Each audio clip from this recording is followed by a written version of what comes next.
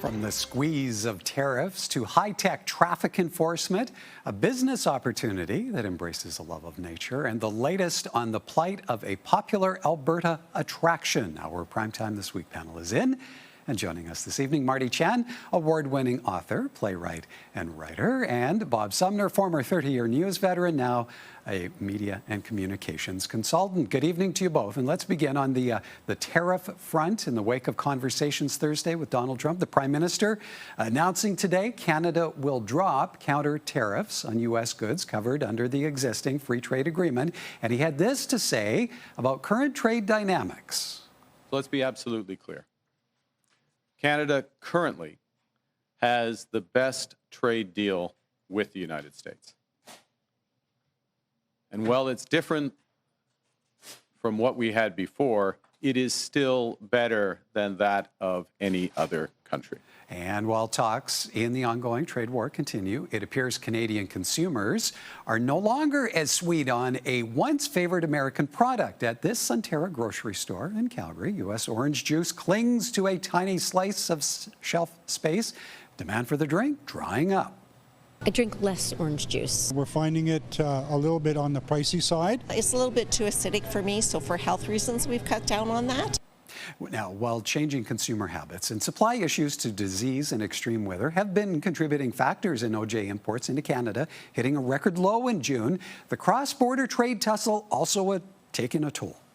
We're clearly feeling the impact of the steel and aluminum tariffs. These retaliatory tariffs were intended to do the same thing to the U.S. Meanwhile, at Calgary's Bridgeland Market, shoppers are branching out, thirsty for something new. Mango juice or pineapple juice, stuff that is a different price point.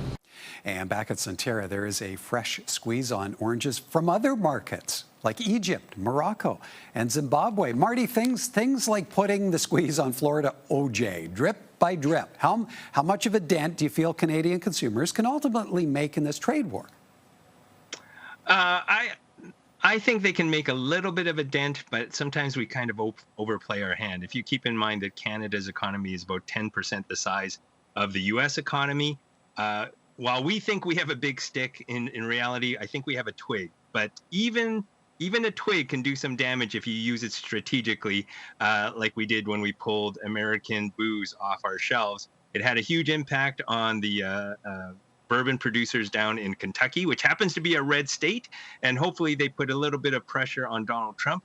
However, in order for us to have some real impact, we would have to sort of put some real pressure on probably the biggest export that the states have, which are entertainment. Like if you were thinking about all the movies they export, if we started applying some kind of retaliatory tariffs on those, I think we might have a bit bigger of a twig. Not quite a big stick, but at least a bigger twig.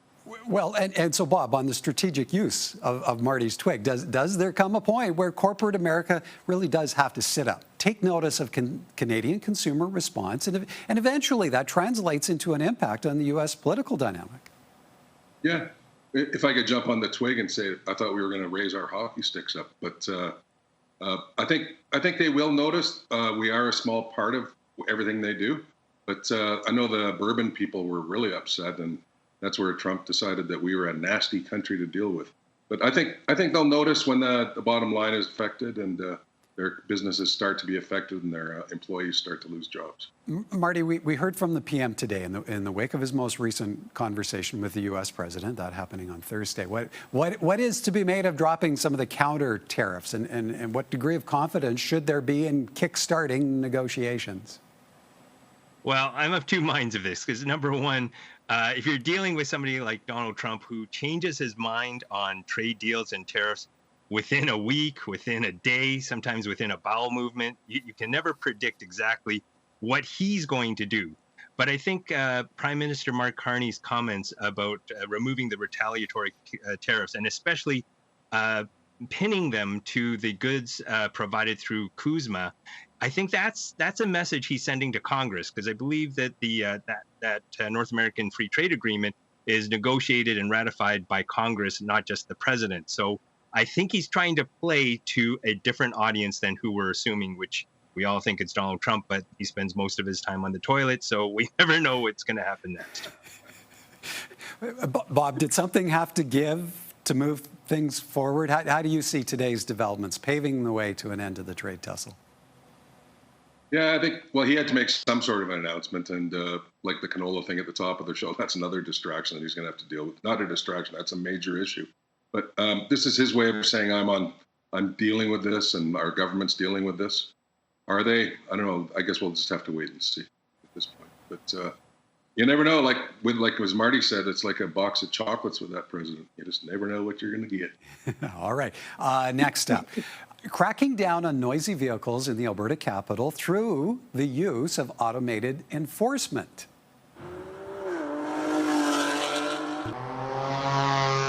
Yeah, that's video from UK-based Soundview, and it demonstrates how a microphone records a noisy street while a camera and tracking technology identify the source, resulting in traffic tickets being issued to excessively loud vehicles. It's been wildly successful in New York City, so much so that they buy more and more of these devices because it works. I don't feel that our enforcement is making a dent. So I would like to see that we do something different. And Edmonton City Council has agreed to give the tech a try, approving $50,000 to buy or rent a device and pay city staff to analyze the info. But not everyone is buying in. I don't want to sell false hope to Edmontonians. I don't want to spend money unnecessarily. I don't want to draw peace officers from the job of keeping people safe. I want an actual workable plan. Now, Edmonton tested similar tech 5 years ago, mounting cameras and mics in known hotspots, some including live decibel readings, but it was ditched because evidence was not precise enough to hold up in court. Bob, how do you feel about automated tech tracking your vehicle, maybe sending you a ticket? Is this Big Brother at work? Well, it's definitely Big Brother at work, and I'm not a fan of it. I mean, the police can go around and give tinted window tickets. They can pull people over, and they do all the time. Usually if they have someone pulled over, they'll give them a ticket for a tinted window. But like, I live at a major intersection, and I hear Harleys and Dodge Rams, and everyone's got to rev it up and just let it rip. So I don't know, maybe on the front end, they should quit selling equipment that makes your vehicle loud. My Tacoma and my Yamaha are very quiet. They don't offend anybody. I'm sure they are, Bob. Okay, so Marty, how do you think the city of Edmonton testing this technology will go over with a provincial government that's already reined in photo radar by Alberta municipalities? Whose lane is this? Well, it's everybody's lane right now. I have a feeling that the province is going to, in the same way that they knock down photo radar, they're probably going to knock down the sound patrol. And it is one of those things where I don't know how effective it's going to be. I question the effectiveness of photo radar to begin with. I mean, it's a fine, not a demerit. So if you can afford to pay the fine, then that's the price of driving fast or having a loud vehicle. And sometimes when I think about people who have loud vehicles, they're always dude bros who seem to be compensating for something they're missing down below. So maybe instead of sending a ticket or a fine, maybe they should send a penis enlargement kit, and that way we can solve a bunch of problems. Oh my goodness, Marty. All right. On that note, time for us. Time for us to take a bit of a break. But when we come back, a business opportunity that fills the senses with the holiday season and a surge of support to save a supersized roadside attraction. More from our Primetime This Week panel in a moment. Welcome back. Fancy a change of pace? One of the only you-cut Christmas tree farms in Alberta is up for sale. After years of growing and pruning, Peter and Judy Kepler are ready to put down their machetes. My body worn out a little bit over the last 50 years working with trees, and I think I did it long enough. 40% of the conifers growing on the Forever Green Tree Farm, that's near Pigeon Lake, are for the holidays. The rest sold for landscaping. And while turnkey ready for prospective buyers, the experience of cutting a tree down yourself carries consumer appeal as well. There's probably a very large market for that because people do want to spend money on those experiences, especially during the holidays. So who might the prospective buyers be? Ideally, it would be a family, and they can carry on with the Christmas trees and the landscaping. It's a lifestyle to live on a tree farm like this. Oh, no, the Keplers plan to continue operating the tree farm until the perfect buyer is found. And those are some perfect looking trees. Wow. Marty, how do you rate the appeal of running a Christmas tree farm? Where does it register on your radar? I think it's a niche business or a passion project. I certainly appreciate the couple being able to keep it going. I know it's not just a Christmas kind of business, that they do use it for landscaping as well. So I don't know if there'll be a huge line of entrepreneurs who want to line up and try to take over a tree farm or a tree nursery.